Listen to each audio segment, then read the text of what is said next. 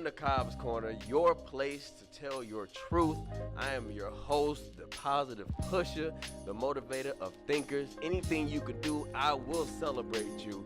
Jarvis Cobb, and I am with a dope. I got dopeness sitting across the aisle from me today. All right, this woman is an author of 4 books with 3 cooking in the oven. This woman is a full-time worker. She's an achiever. She's a grinder, and she still has a little job of being a mom just on the side. If you didn't know, man, this is Tissanie Simmons. How are you doing? I'm doing well. Yeah, I appreciate you coming, man. Thank you. Thanks for having me. Absolutely. So we're going to talk about a few things today. We definitely got to talk about her new sir. book that just came out in November, right? Yes. Dirty 30s. 30. Tell Dirty. the people a little bit about it. Tell them the premise of it. Oh man, so it's not anything like porn or anything. Yeah. People are like, oh, that's dirty 30s. That's like, what the ooh, people jump no. to. They hear the word dirty and They just. hear that- yeah, people nasty. That's But terrible. no, really, it's about it's really just about that transition of life into your 30s. What I found was a lot of my friends, you talk and you tell stories about what's going on in your life. You're catching up. Yeah. A lot of the things were sad to know, just about what was going on with their relationships and marriages and children and things like that. About themselves, about feeling lost and like not really sure where they're going, and thinking that the life in the 30s was going to be so much better.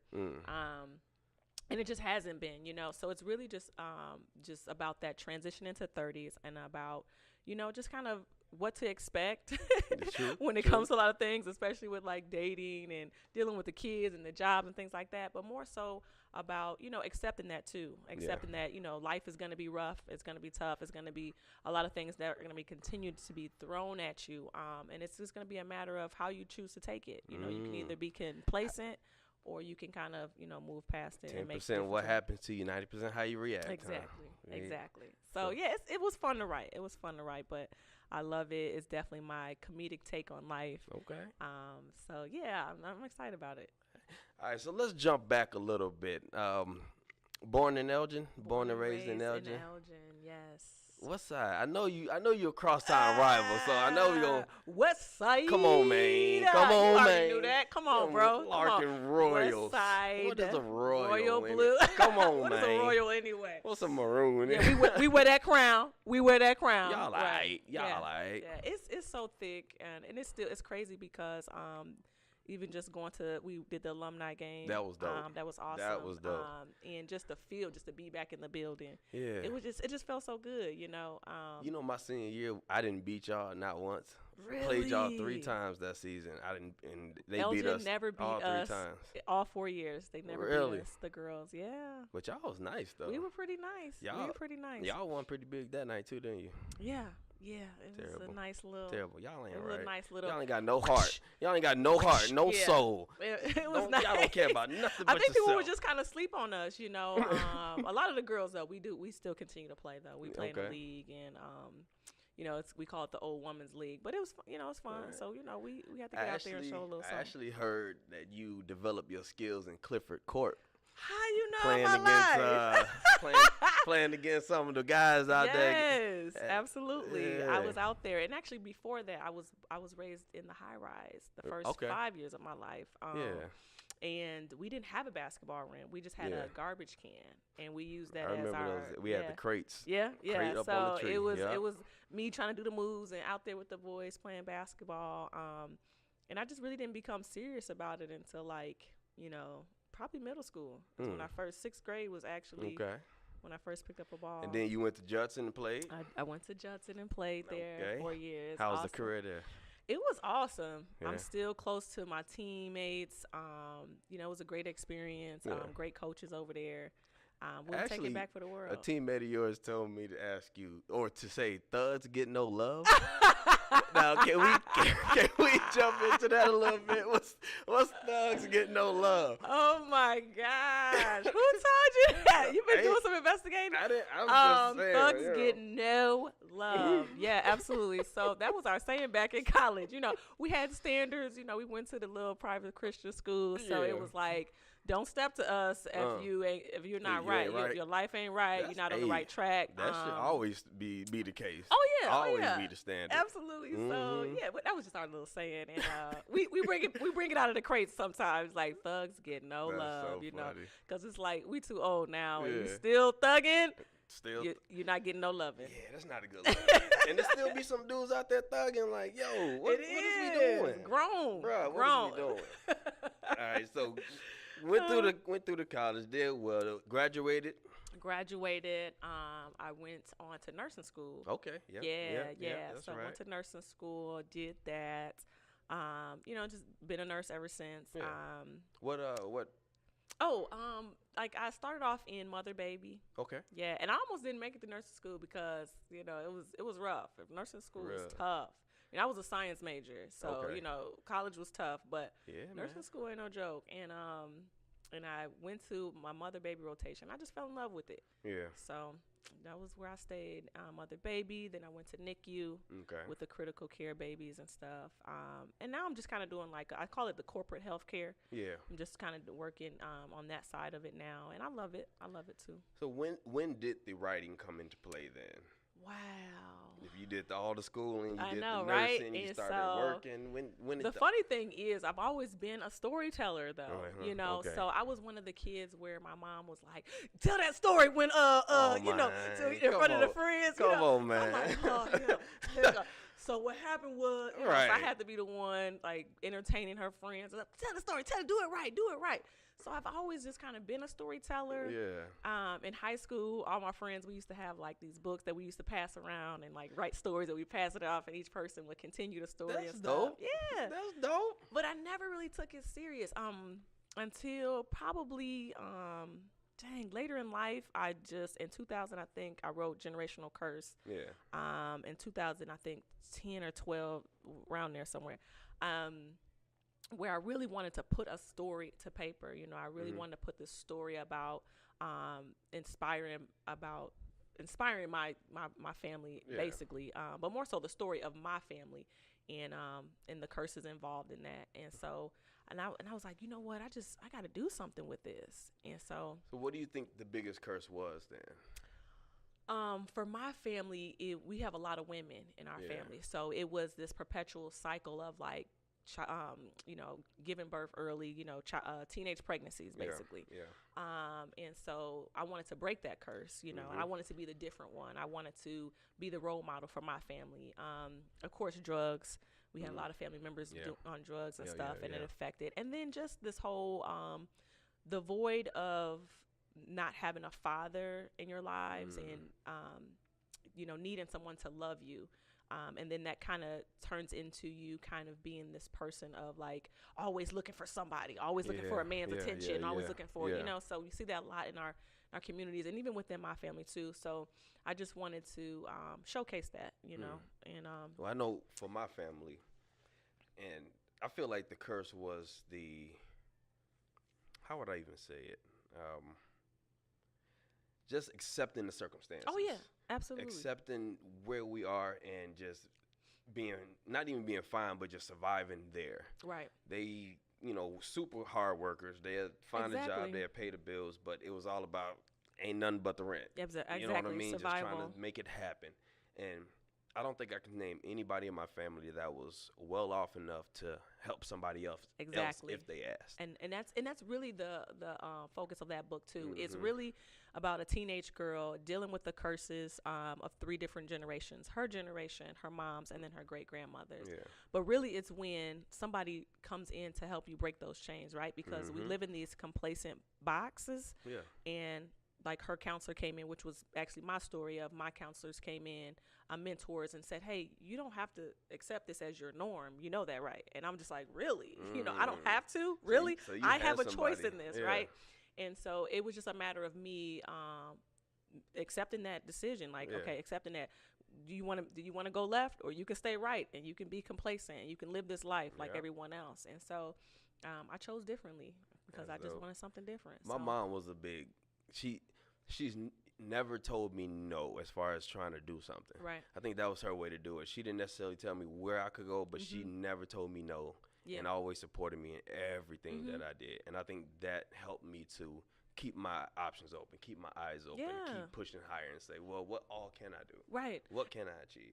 And mine was kind of like, it wasn't that she didn't say no. I think what we see in our community is that parents just don't know, you know? So they don't even know how to direct their kids sometimes. It's just like, and I think in our community it's like, oh, we just got to get them to graduate. We just got to get them to graduate. But we don't see life beyond that. You know, we don't even know how to prepare them after that. Like, I didn't even know what a GPA was. You know, my mentor was like, your GPA is pretty good. Like, and I'm just like, what's that? You know, like. You just getting good grades. I'm just getting good grades, you know. And she was like, you know, and you're one of the top students here, African-American students. And I was just like, really? I don't even know why.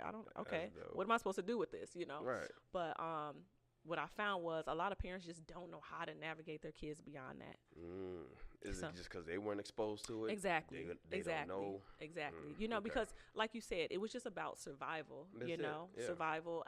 And then that displaces a lot of, like, you know, encouraging your child to do this and do that and explore that because our parents missed out on it. You know what I mean? They were too busy just raising us, making sure we had food to eat and make sure the lights were on and things like that. So, you know, I don't, you know, I appreciate my mom for all that because she was definitely strong, showed us a lot. And, you know, I get a lot of who I am from her. But, again, she just didn't know. Right. She didn't know. And which I think is dope that you're writing a series with your daughter. Yeah.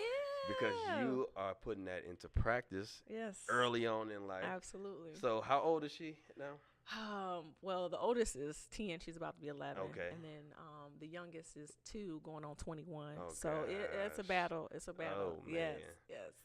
But yeah, I loved it, you know, and that's where I said so I started the writing, and my daughter had a little project in school, you know, so I'm like, okay, cool. She wrote the little young author's book, and it was fun. And I was like, you know what, we can turn this into something. And I'm a huge believer in just really putting light into people and spreading that at a young age, and so. Yeah. Just putting life in her, just speaking life into her. And so that's kind of what started the La La Ladybug series was, you know, you have the magic. It's in you, you know. So and you it's just in have her to shoes, right? Yeah, it was in her shoes. She actually did, man, because her grandmother, bought her all types of shoes when she was little. And she used to have these. My grandma bought me all types of shoes. And they were sparkly. Like she's the rhinestone queen. Yeah. So she used to deck them out, and they was shiny, and you couldn't tell my baby nothing. Like she was just walking around like, and we could not get rid of these shoes. She wanted to wear them everywhere. I mean, and it was just magical. Like, you know, these are mine. And so that's just kind of the spin off of that. It's just like you have the magic, you know, whether it's in you think it's in your shoes or whatever to make you feel good about yourself. Good, go for it. So what is the biggest takeaway you want her to get from writing a book and working this early on something like this? Oh, absolutely.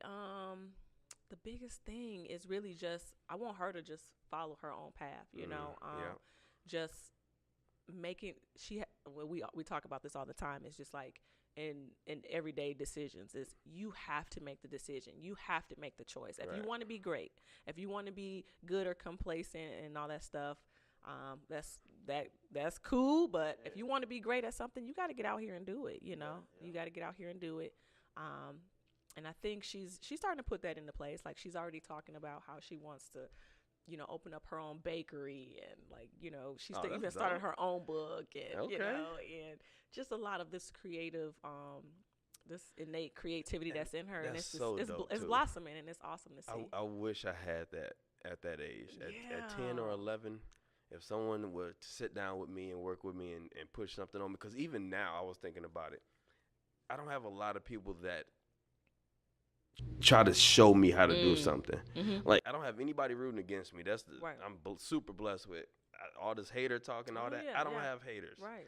I have people that's rooting for me. They doing, you know, they got my back, but I don't necessarily have anyone that's pointing me the way. Right. So I'm constantly praying, constantly asking God, what should I do? What's next? And to have someone telling you at 11, like these are a couple of things you can do. Yeah. If you like them, go ahead. Yeah. If not, then we can move on. We have a big thing too, is that if you want to try something, you're gonna try it, but you're absolutely gonna finish it.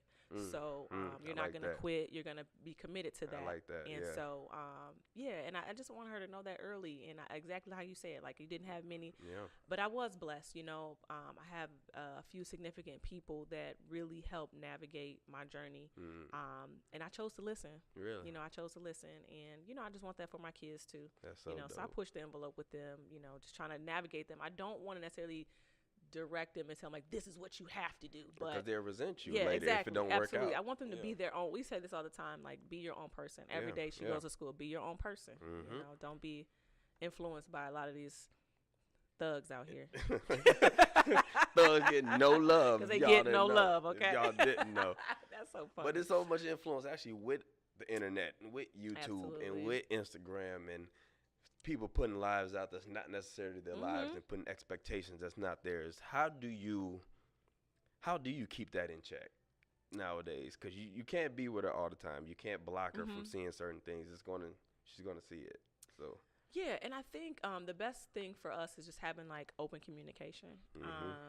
That was something my mom had always had with us. Like we were free to come to her and talk to her about anything, anything. And I think because we were able to talk about it, I didn't have to go to the streets to learn about it. I didn't have to kind of do things in secrecy and try to figure it out. You know what I'm saying? Like we were able to talk about it. And so we have a lot of tough conversations. We do, even down from, how to deal with friends in school, and just really listening, because as a kid, it's like either it's a dictatorship. You're going to do what I tell you to do, but more so just having her have her own voice. And I want her to be able to make the decisions on her own too. And I just kind of, I'm in there and I'm planting the seeds of, okay, I challenge you to do this and I challenge you to do that. But everybody's not your friend. That's right. And these are some things that you need to look at and value in people, and just little things like that. So my hope is that as she gets older, she and both of them, just the develop youngest that says, more and more. Yeah, be your own person. Communicate. And I think, with all this mental health stuff going on, which is so and I talk about it in my book. So and I talk about it in my book just how the importance of the mental stability in kids, developing that early, making sure they have a voice and being able to talk about a lot of these issues so that they don't feel so in the dark. I saw you talk about that towards the end, actually, and you were saying, I think your daughter was getting in trouble for something, and she didn't want to speak up because she thought if she spoke up, she'd just get in more trouble. Yes. And that clicked something in you once you realized that. Speak on that a little bit. Yeah, because I just remember, I respected my mom, and we could come and talk to her about things, but again, you still have this fear, this fear of, okay, I can't tell my mom that, or I can't tell my mom that, and I absolutely do not want that for my child. I absolutely do not want that to put her in a place where like she's scared of me, or scared of a punishment, or scared that I may do something crazy to her and stuff. That'll never happen. I mean, no, I don't beat that. her for real. But I may do like a soft chokey or something. That's but I don't beat her for real. So you got it. You know what I'm saying? Yeah, like, I got it. Look, if I needed you, I got it. Look, you get. I do that with my nephew. You'll never I get too grown. Like, hey, you never get too grown, if right? I want to. I just want you to feel that strength That's right there. But no. But no, like, I think I don't ever want my child to be fearful like that. And I think that is what's really going on in society today, is like people are just scared. They're scared to speak out, or they feel like someone doesn't understand, what they're going through. And that's the biggest thing. You know what I mean? Like, because especially with being scared to speak out, you're scared of the repercussions. Exactly. Whether they warrant it or not, somebody's not going to like it. Exactly. Somebody's going to start a wave, and then other people are going to jump on it, even if it don't affect them at all, which is, I hate that about the internet, but the internet gives so much to where it's a love-hate thing. Is you got to be careful of. You do. Of both sides. It just goes back to just knowing who you are, and being true to yourself. And for me, I feel like, and a lot of my friends probably can contest to that, like, I've just been the same person. I've just been the same person for my whole life. And, I don't try to switch up because I want to be included in over here or over there or over there. Like, you just have to be content with who you are. Yep. And I think just establishing that early in the younger generation. Like, it's okay to be different. It's okay for you to just be you, Absolutely. you know, and fall in love with who you are. That's farthest in the long Absolutely. run. That's what's Absolutely. going to pull your gift out. That's what's going to Absolutely. be in And you exactly. all the way And through. that's what I'm really seeing with her is that even I met her teacher, and he was like, you know, I love your daughter. Like, she just so in love with her. Like, she just knows who she is, and she just takes pride in just being black and being chocolate and just being, you know, That's like so this young girl that's so of, dope. you know, of African American descent, and she just love who she is. So, and that came from her mom. Yeah, I do my best. All right, that came from her best. mom. Because kids, they watch their parents from what I've heard. I'm not the dad, but from what I heard, they watch what their parents do and they mimic that. Absolutely. And if she see you being proud of your blackness and being proud of who you are, she's gonna imitate that and do the same thing. And it's awesome to hear that. Yeah, and establishing the teacher that. is seeing that. Oh yeah, I was just like elated, like, wow, okay, so that just made me feel good. You know, you have those moments of like, am I doing this right? Like I was just telling you, like, there's no roadmap, a blueprint to being a parent, but you just think about the things that you wanted as a kid or things that you really want to,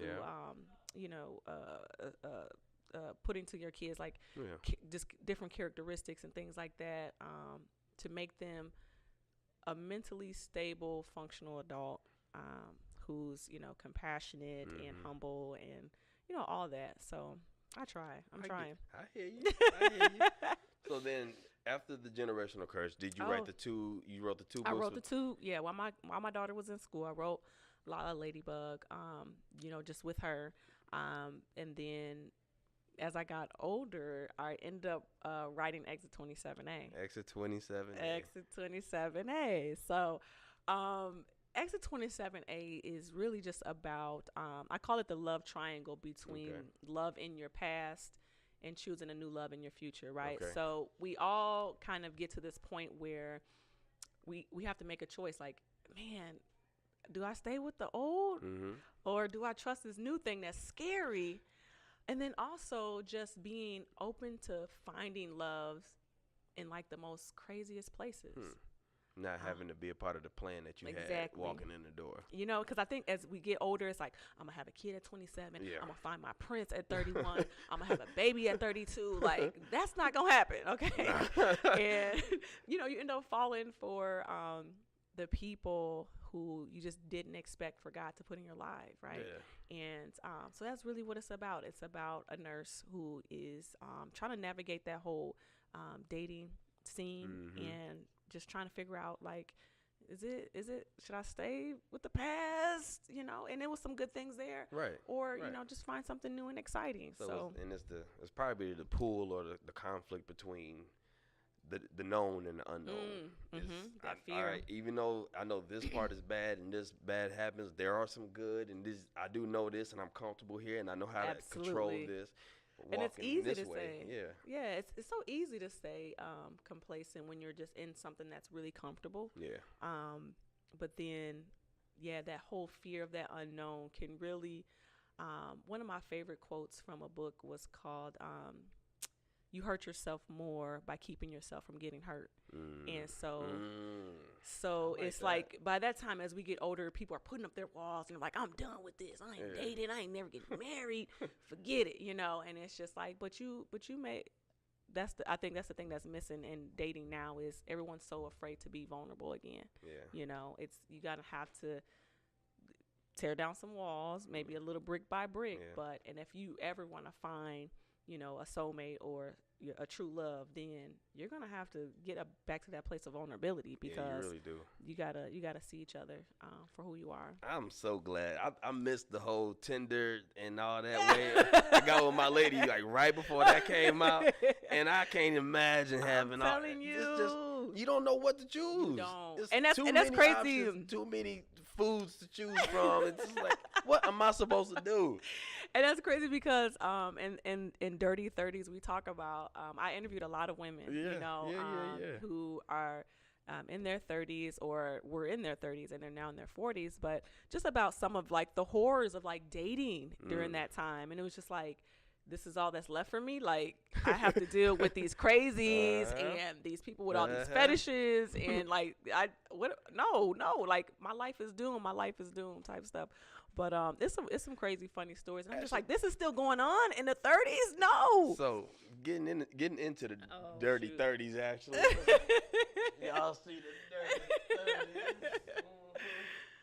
30s. I saw one of the first things I saw was in reference to dating. There's a 2-year-old rule with someone having a child. What's this? I didn't know nothing about this. I never had to deal with it, but I didn't.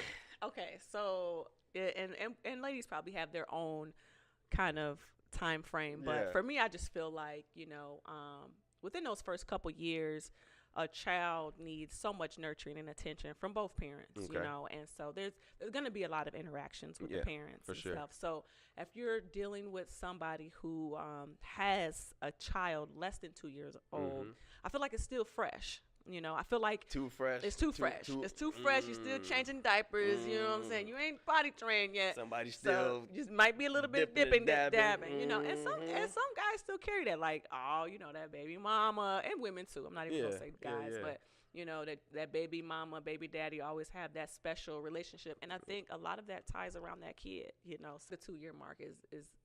It was my rule, and it was a lot of my friends' rule. So anyone with a 2-year-old, if it's anything less than a 2-year-old, we're going to hold off. You might want to hold off. Okay. You might want to hold off. I ain't mad at that. You know what I'm saying? I ain't mad at that. If you think about it. Yeah, it makes sense, though. Yeah. What about this? You was writing about women aging in there. Oh, And you said, if stretch marks, saggy nips, and fat turn you off, grow the hell up.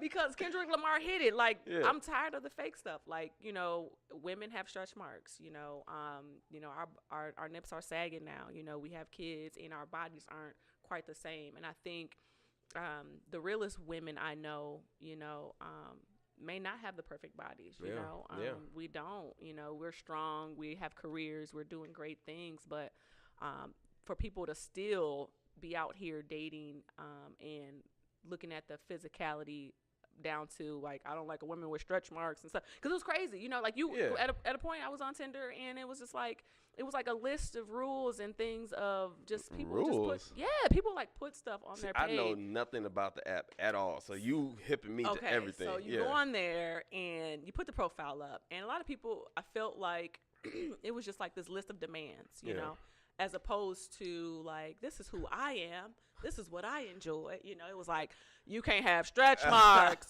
you can't be black, like you can't be, and I'm just like, is this real? Is this real life? I'm so glad I missed that phase. Even down to the women too, like, I can't deal with this and I can't deal with that, and I'm just like, ugh, like I wouldn't want to talk to you, you know. So instead of putting this list of demands, how about you just say a little bit about yourself? And some people don't even put anything. It's like, so you want me to swipe right, but you have nothing on your post about who you are. Like, who are you? Is this even a real picture? You know? So have you been catfished? I have not been catfished, but I have a lot of friends who've been hatfished, okay? That's a different thing now. Yeah, you talked about that. Wearing a hat. I'll let you go ahead and jump into the hatfish. Break down the hatfish. Hatfish. You know, so ladies, you have to be prepared for this. You hatfishing. And my beautician was telling me about it. Like, you know, a lot of people being hatfished too. I said, girl, you right. The guys will wear their hats really low, you know, in every picture they got a hat on, you know, trying to look cute, sexy or whatever. And then you see them, and then their hairline is way back here. Oh, they don't have eyebrows. My cousin said she was dating a guy who would wear his hat so low that, you know, she really couldn't see his eyebrows a lot. Didn't even know. She said he took it off, and he had no eyebrows. None. He had, like, a rare condition where, like, he had eyebrows. And I'm just like, I don't even know. I heard about that. But I don't even know how I would react. Like, you take your hat off. About that. Exactly. I feel like that'll make me dope. There's no honesty. Like, why are you tricking me? Why are you tricking me? So it was either a hat or a bandana. So people are out here getting hatfished. It's a lot of things that are going on. That's what I'm saying. That's what I'm talking about. So in this book, I talk about some of the rules. Like, bro, you cannot. You cannot do these things. Stop. You're scaring us. Okay, just stop. You know. Stop doing these things. And you said something dope right after that about the talking about the stretch marks and accepting it, you said desperately fall in love with your soul within. Yeah, absolutely. Speak on that as far as the mental growth and the mental benefits from doing that, and then give the people one way they can start doing that. Okay. Well, really, I think, and that piece was for the women, you know, so it broke it down like, men, please stop this. Desperately but women, fall in love with the soul within. Yeah, you have to fall in love with your soul. And I think that really starts with a woman being alone. I feel like quiet the noise. Yeah, you have to. So I think the moment, I'm just going to use myself as an example. Yeah. You know, the moment I fell in love with myself is when I dated myself for about 7 months. Yeah. You know, I wasn't talking to anybody, and I was just alone and just really trying to figure out who I was, and, you know, trying to get away from, like, we do have all these insecurities. Like, women always carry their insecurities on their shoulders, but more so just like dealing with, you know, deep past issues and healing from past hurts, and you know, maybe going to therapy, you know, taking care of yourself, start exercising. Therapy is very big. Man. Very big. Man. I've never done it, but I'm open. Oh, yeah. I'm definitely open to it. Yeah. So I just, for that piece, I just feel like the moment a woman falls in love with who she is, down to the soul of who she is, like, your worth and value, like, it beams and shines so bright. Like, and then other people are drawn to you. Like, you know, not just men, but friends and people. They're just like, man, you know, I noticed that you're just beaming today, or you're glowing. Because when you fall in love with yourself, oh man, it's just it's a whole nother level. You're not looking to the outside for any validation, any affirmations, anything that'll tell you who you are. Right.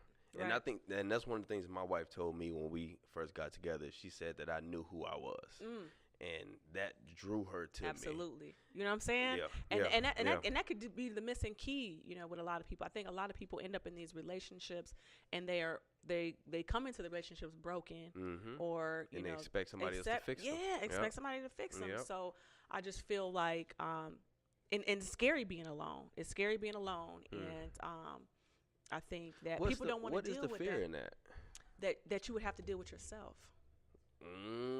That you will have to deal with yourself. And I think people are scared to do that. People are scared to look at themselves and say, this is what I got going on. This is what I'm not good at. This is not what I'm not good at. This is where I'm hurting. Yeah. This is where my insecurities are.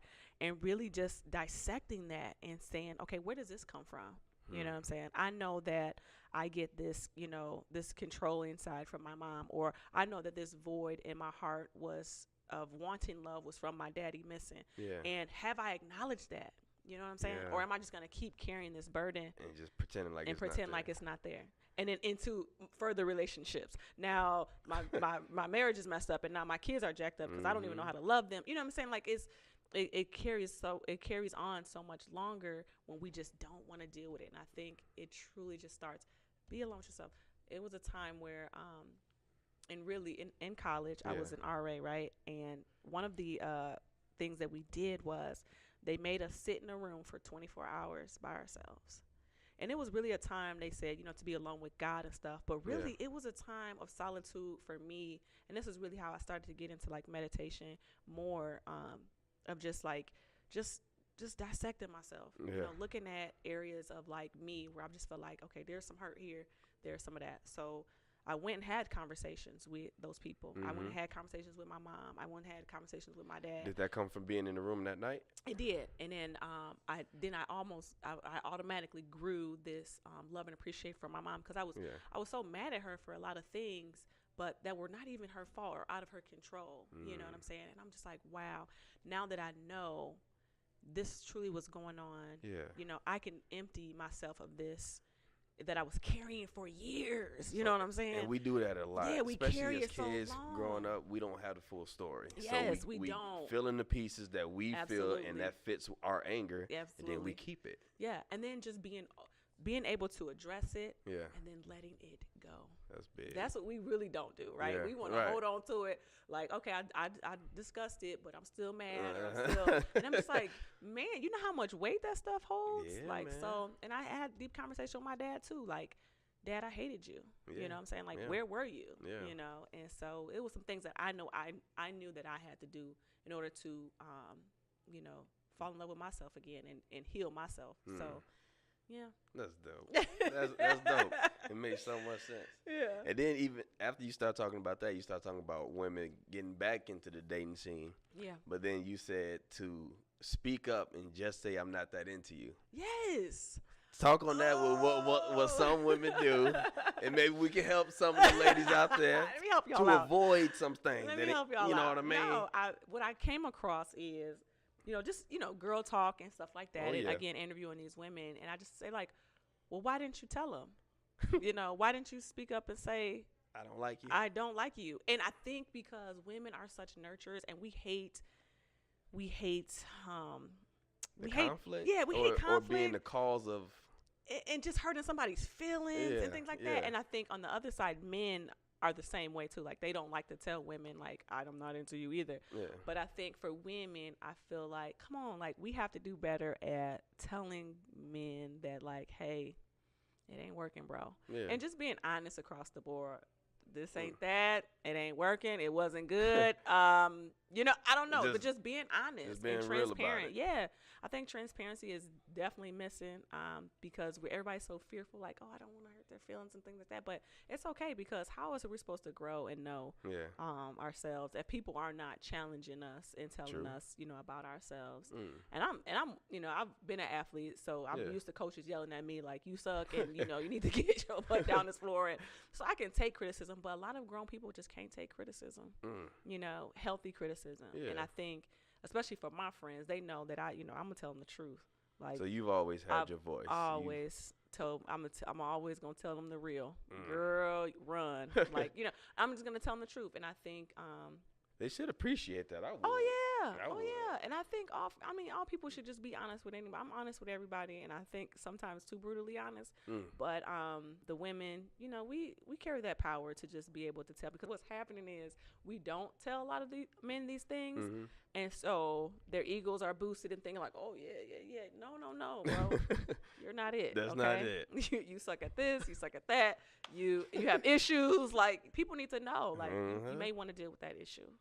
I feel this is, and it's how you say it too. I'm not man bashing for sure, by any means, sure. but I'm just saying, as we get older and we call ourselves grown adults, we should be able to have grown conversations. Okay.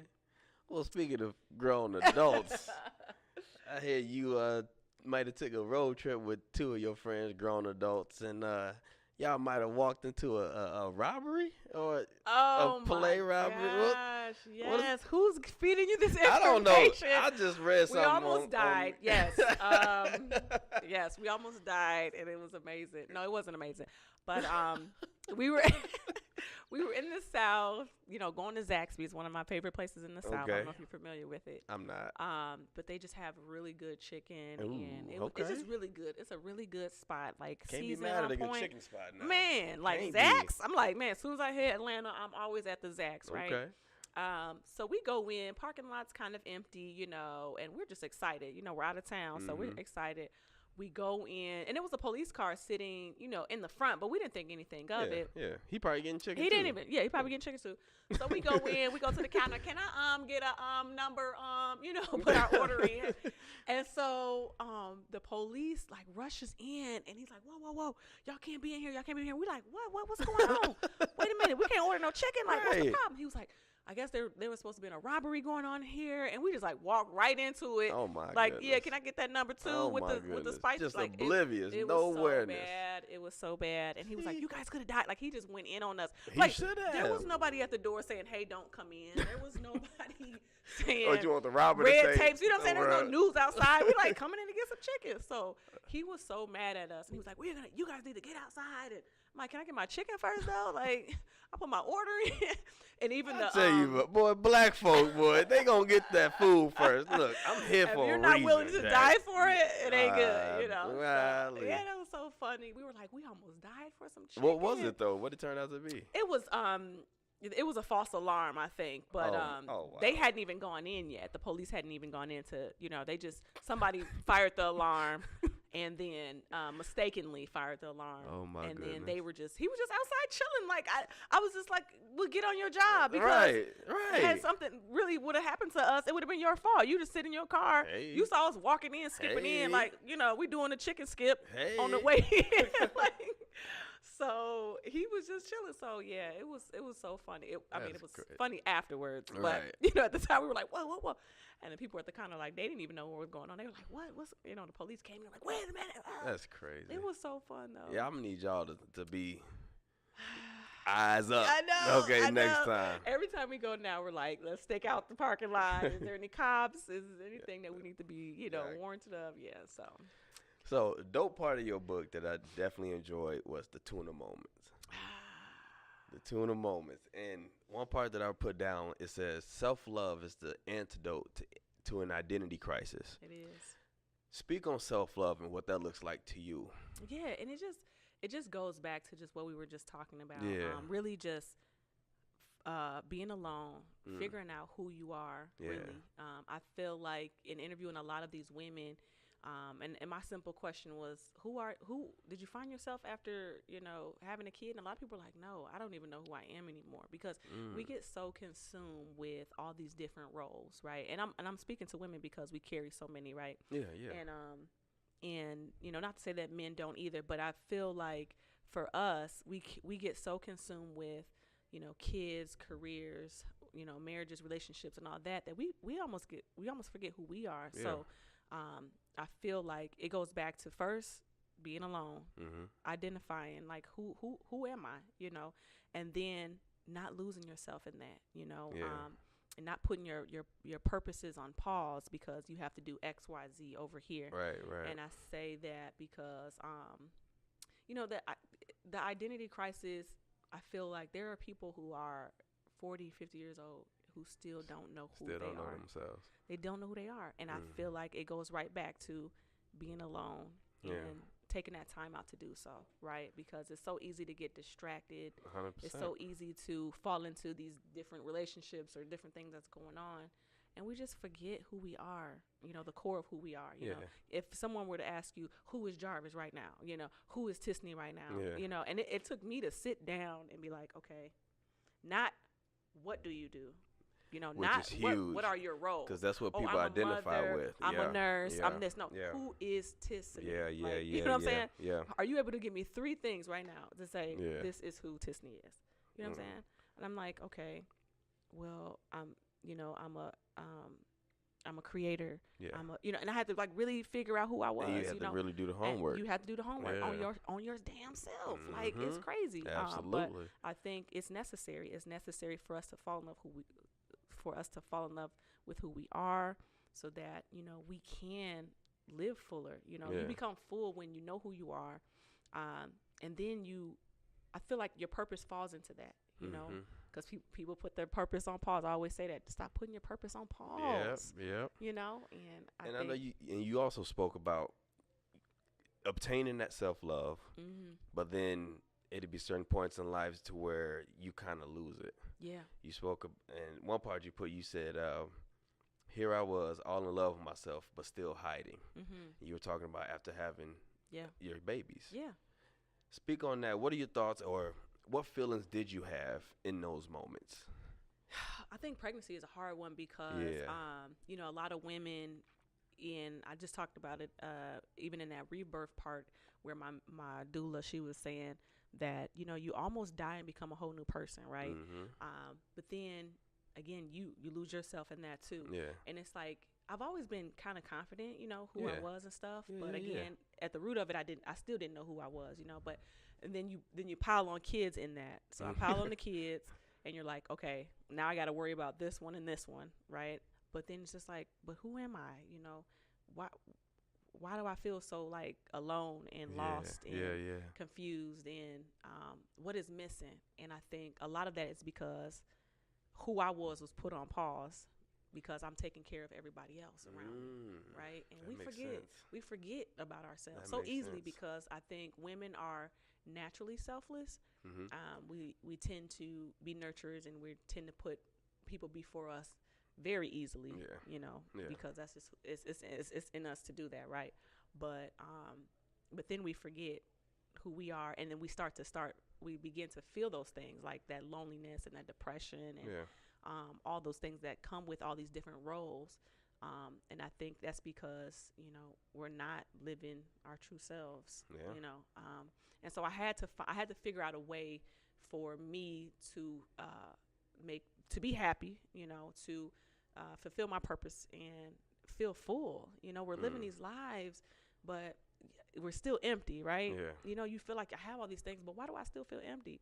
And I think because we get too far away from that. So for what I started to do was spend an hour a day dedicated to myself, falling in love with myself, taking care of myself. Whether it be going to the gym, whether it be journaling, meditating, but this is my time. Yeah. To build you to into refill my my tank. Yeah.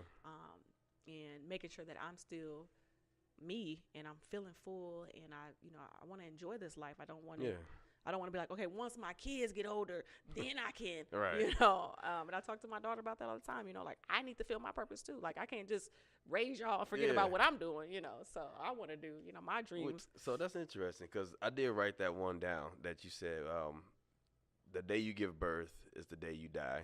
You come back a different person and your name is Mom. Yes. But then the hour that you are taking for yourself, now is that you before, or is that Mom plus?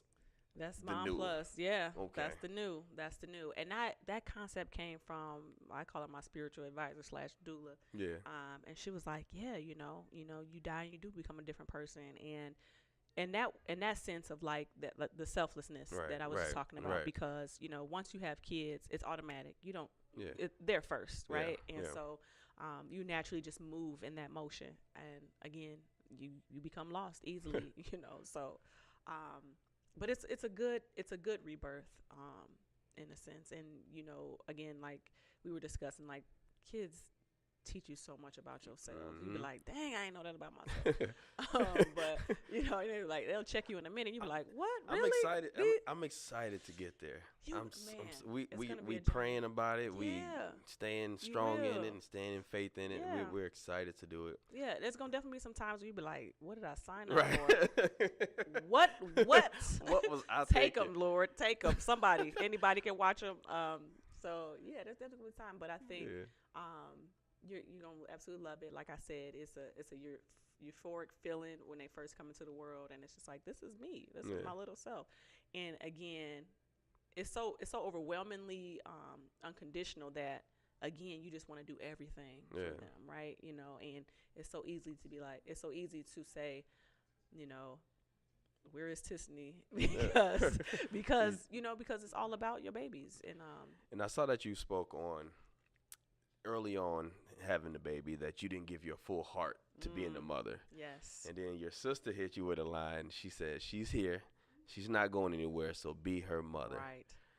What were those conflicts that you were having in your mind? Wow. So my sister had to check me because growing up, I just didn't really want kids. I didn't want kids. It was a battle.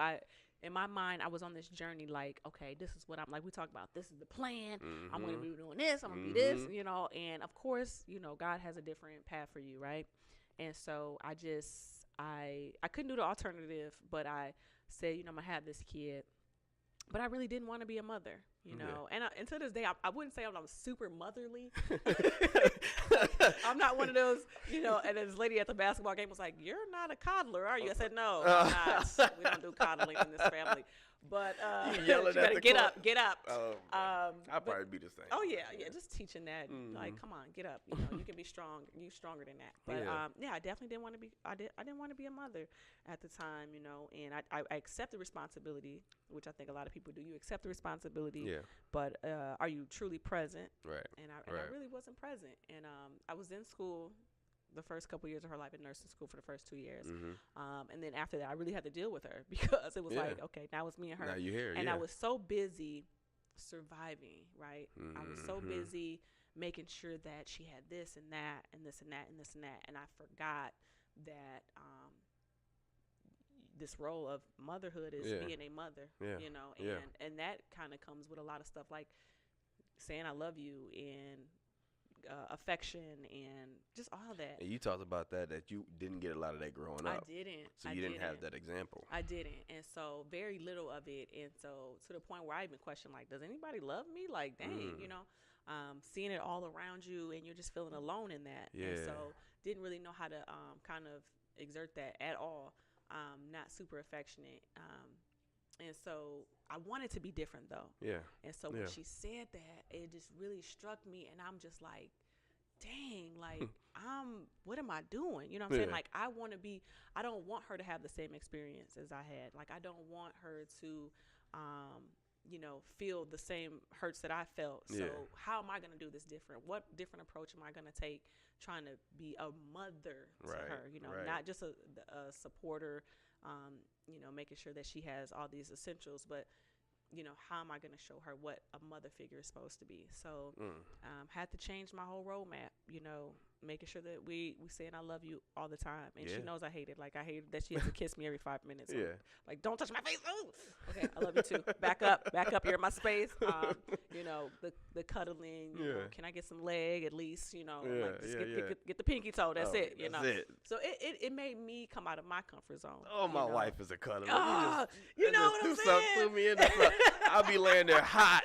I'm like, baby, I'm hot. Can you just give me a little I'm leg? hot. And she said, all right, you ready? You ready?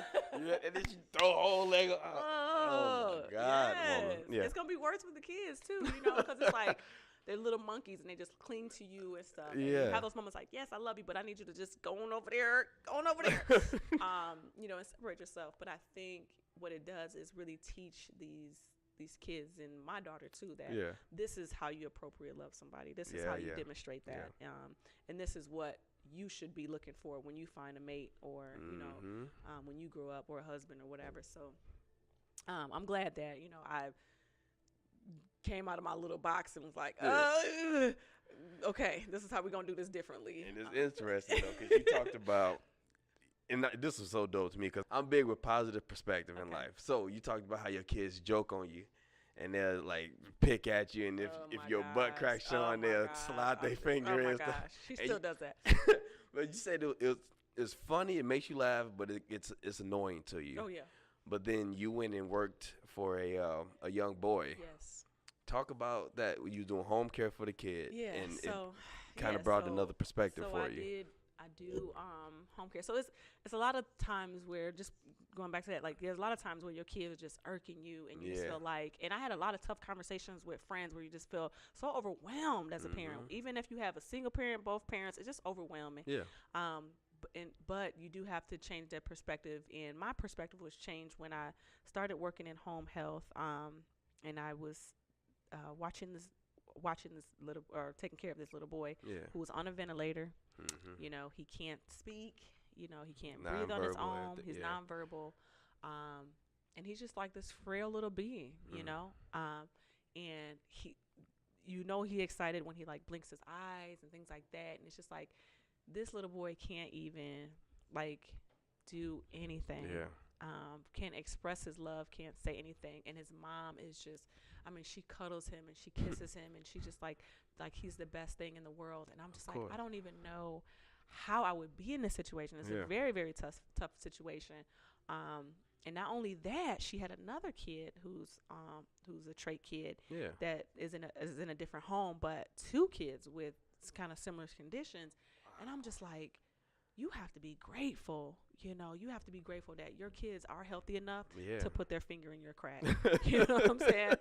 Healthy enough to tell you about yourself. Like, Mom, though. You are ashy. Mom, your hair, what's going on? Mom, you know, and I'm just like, can you not just stop tell me about myself? That's so real, though. But healthy enough to verbalize that I love you. Healthy enough to perk their lips and give you that wet kiss on your face. Yeah. And so I am so much more appreciative and accepting of, you know, of them doing that. Even the little one, you know, just making sure that she knows, tell me I love you, you know, making sure she knows early on. So, but yeah, it's going to be times you're going to be like, look, kid, look, I don't know where you came from, but you need to.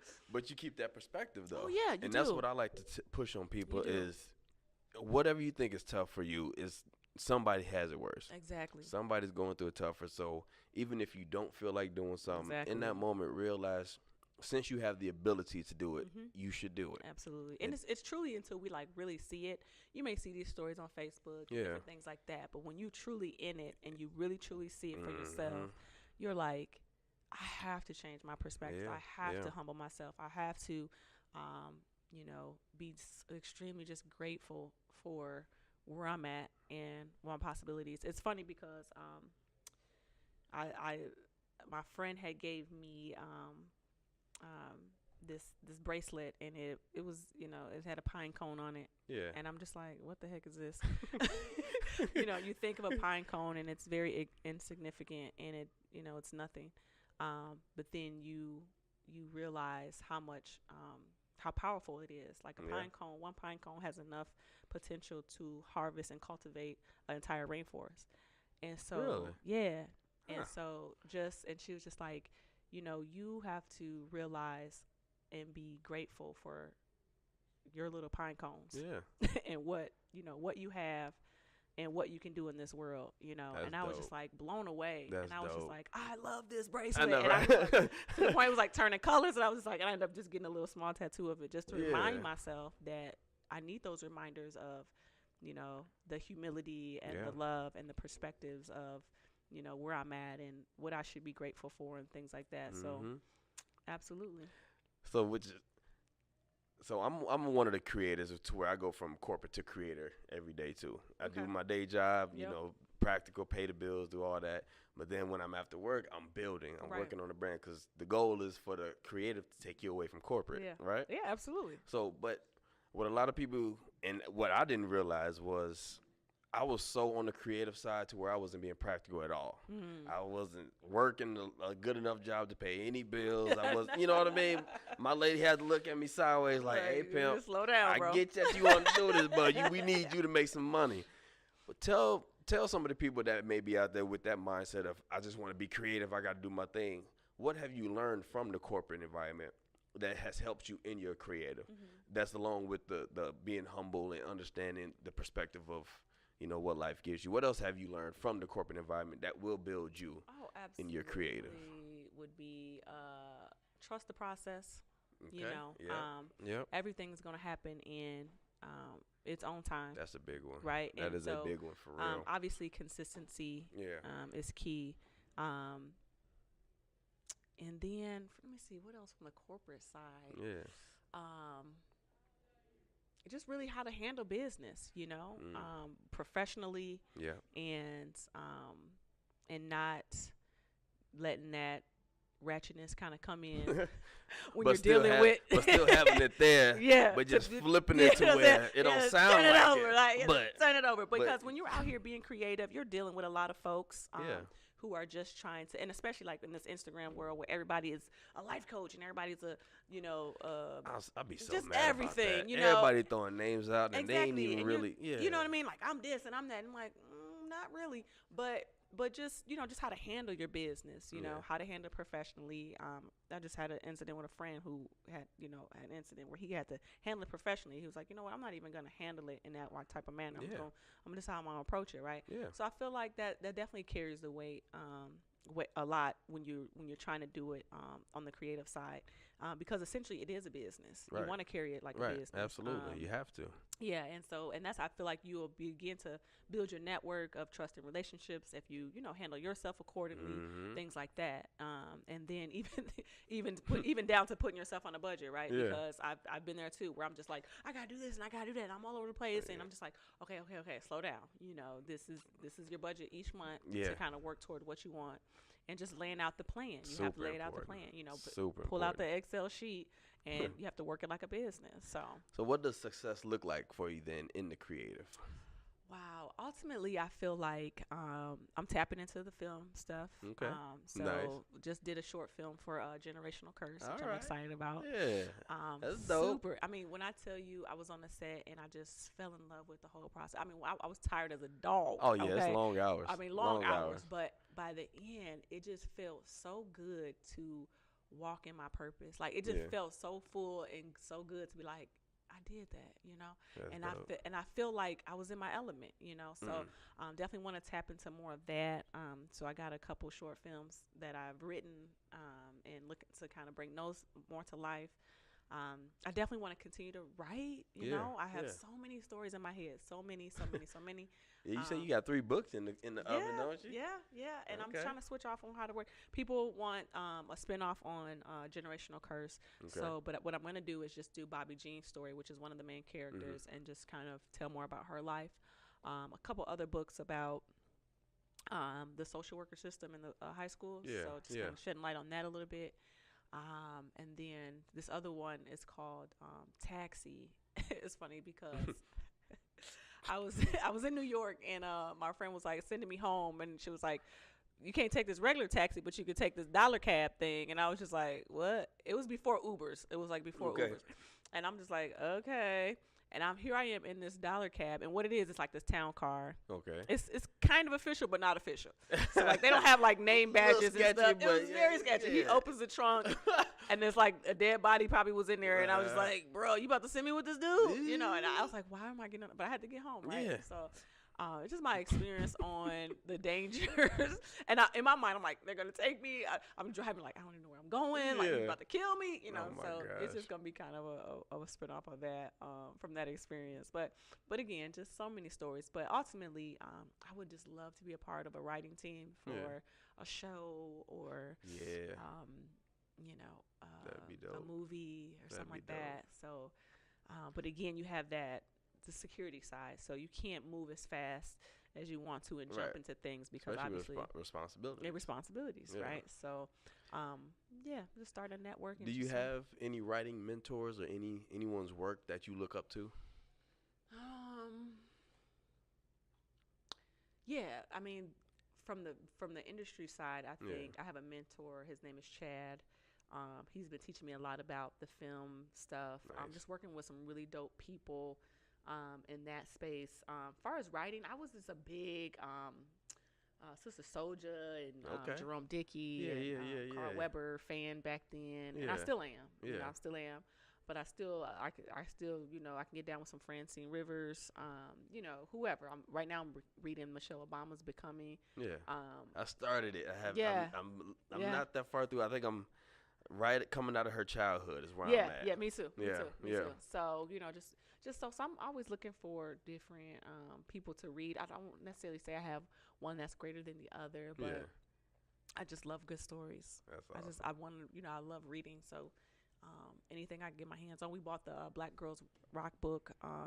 So Sanai's been reading that with me and just learning more about that. So yeah, you know, anywhere I can get it, you know. All right. Well, this is the last part of the interview. This is the first time I'm doing this. I normally don't do the 5-question joint, but I want to add that in because I like the concept of it. So 5 quick questions. You don't have to go super deep in it if you don't want to, but we just want to hear your truth on it. Okay. All right. So first question. Selfishly, what's important to you? Selfishly, what's important to me is food. Okay. Hey, nothing wrong with that. Straight up. Because I'm greedy. Favorite food, real quick. That's not on the list. Favorite food? Yeah. Ooh, shut up. Connect with them. I like me some cabbage, and I love me some. Out of all the foods in the world, you go cabbage. Yes. It used to be like I'm a big chicken and meat eater, but Pizza, I went burrito. vegan. No. I would say cabbage. Next probably be like tacos or something. Yeah. But I can eat cabbage every day. Really? Mm-hmm. I've never heard that before. My sister makes a good cabbage, and it's just bomb. Okay. You know, I can't really cook it. I can't cook it to where like she does. Yeah. But, you know, I try, but yeah, cabbage. It's your truth. I'll smack some cabbage. You got it. All right. So I know being great comes at a cost. So what has it cost you? Man, it really just, it's cost me my life really because I feel like a lot of sacrificing early. It's gonna cost like a lot of sacrificing of putting my deep desires on hold to make sure that I was secure, make sure I'm taking care of my babies. That's and, right. You know, getting my career started so that I can take care of them and move freely and stuff. So yeah, I had to put a lot of that on hold just to kind of be great in these moments. Cost you being you for a minute. Yeah, it did. What's something small that bothers you? Something small that bothers me. You got you running down the list. No, I'm like, which one do you want? When you don't put tissue on the tissue paper on the thing, like when it's empty. When it's empty, like you'll leave the empty tissue paper there, but then you open a brand new one and just set it next to it. How, bro? I can see that. How? My mom, like, why you do that? My mom japped on us over toilet paper one time, and it Good. wasn't even about toilet paper, but that's what it was. That's what it turned into. To me. Yeah. Toilet paper. It's just so annoying, and my daughters do it all the time. I'm just like, put the tissue paper on the thing. Like, that's one of my biggest pet peeves. So what's cool about you? One thing that's cool about you. Ooh, what's cool about me is I probably have about 5 different laughs. Okay. And I'd probably say my closest circles have probably heard them all, but I'm a cackler. Okay. That's part of who I am. Yeah. I love just being funny and cracking jokes and things like that. And I used to making fun of my mom because she used to have the same thing. Like, why do you laugh so many different ways? But I ended up developing the same thing where it's just like that soul laugh, the belch, and it's like the hee, like all these different ways. So that's dope. Yeah. And then last question, one sentence that you would want the world to say about you once you're gone. Ooh, you deep. Oh, yeah. Ooh, that's a deep one. Oh, yeah. I want them to say, she did that. She did that. She did that. She did that, man. She did that. We appreciate you guys watching and following and tuning into this episode, man. Please give it up one more time for Tissanie Simmons. And always remember, be limitless today is a mindset to not hold yourself back from anything. If you have an idea, if you have something that you want to do, go and try it. You can see what can happen when you just follow what you have in your heart. All right, always reach out to God. He's waiting to hear from y'all, man. We love you guys. We appreciate every last one of you. Talk to you soon.